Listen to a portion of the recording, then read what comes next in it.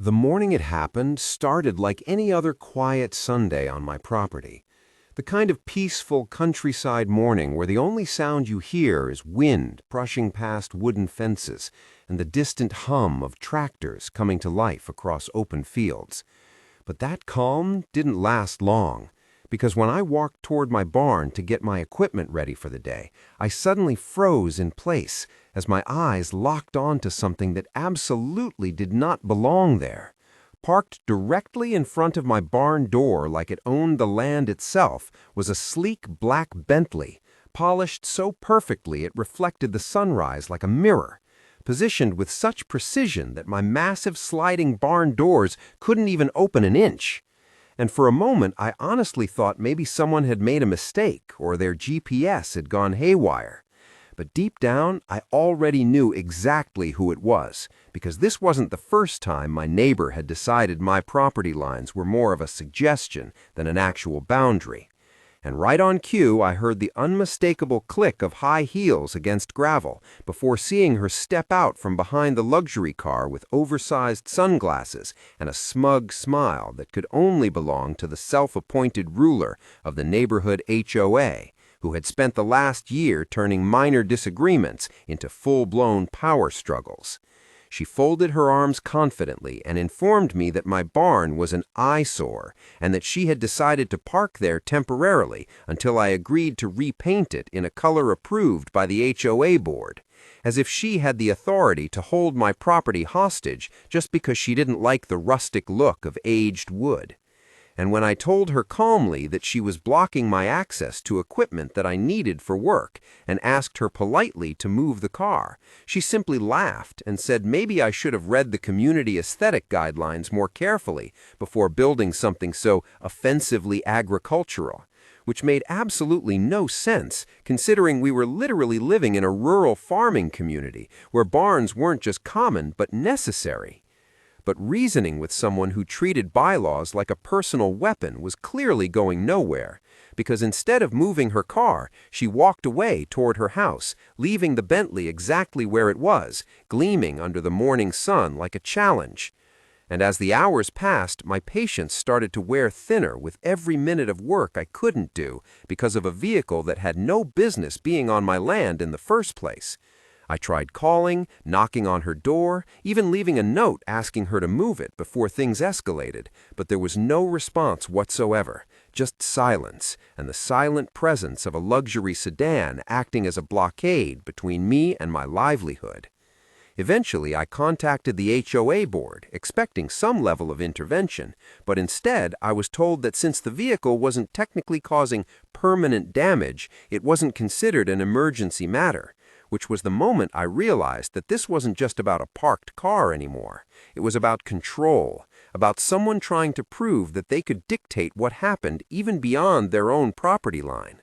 And as the sun climbed higher and my schedule fell further behind, I knew I couldn't let my entire day be held hostage by a passive-aggressive stunt disguised as a policy dispute. So I made one final attempt to reach out, standing there beside the car and waiting for nearly 20 minutes, hoping she would come out and resolve this like an adult. But instead, I caught a glimpse of movement behind her curtains and understood that she was watching the entire time, waiting to see what I would do next. And that was when the situation shifted from inconvenience to deliberate obstruction. Because if someone parks their vehicle on your property in a way that prevents you from accessing essential equipment after being asked repeatedly to move it, they're no longer just inconsiderate, they're actively interfering with your ability to work. And I had deliveries scheduled, contracts to meet, and equipment locked behind doors that wouldn't budge thanks to 4 tons of polished steel sitting exactly where it shouldn't be. So, after documenting everything with photos and videos for my own protection, I climbed into my tractor, knowing that this was the only piece of machinery capable of opening that barn door under the circumstances. The engine roared to life, breaking the uneasy silence that had settled over the yard, and for a split second I wondered if the sound alone would convince her to come outside and move the car before things went too far. But no one came. The curtains didn't move again, and the driveway remained empty. and inch by inch I eased forward, letting the reinforced steel edge of the loader meet the barn door, which pressed firmly against the immovable presence of the Bentley's front bumper. There was a moment of resistance, followed by the unmistakable crunch of metal as physics took over, and the door forced its way outward exactly as designed, transferring all that pressure onto the obstruction that had made this necessary in the first place. The polished surface that once reflected the sunrise now warped under the strain, and as the door slid open, the sound echoed across the property, drawing attention from neighbors who had likely been watching this silent standoff since morning. Finally, the barn stood open again, granting the access to the equipment I needed, even as the luxury car sat visibly damaged in the spot it had been warned not to occupy.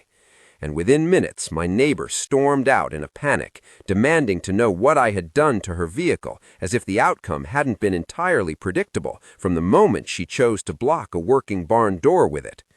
But by then, everything had been recorded, every request, every refusal, every minute of obstruction carefully documented, because I knew this wouldn't end quietly. It would turn into accusations, complaints, and possibly even legal threats. Yet, at the end of the day, the simple truth remained that my property had been blocked, my work had been delayed, and every reasonable effort to resolve the situation peacefully had been ignored, leaving only one option that restored access without stepping beyond my own land.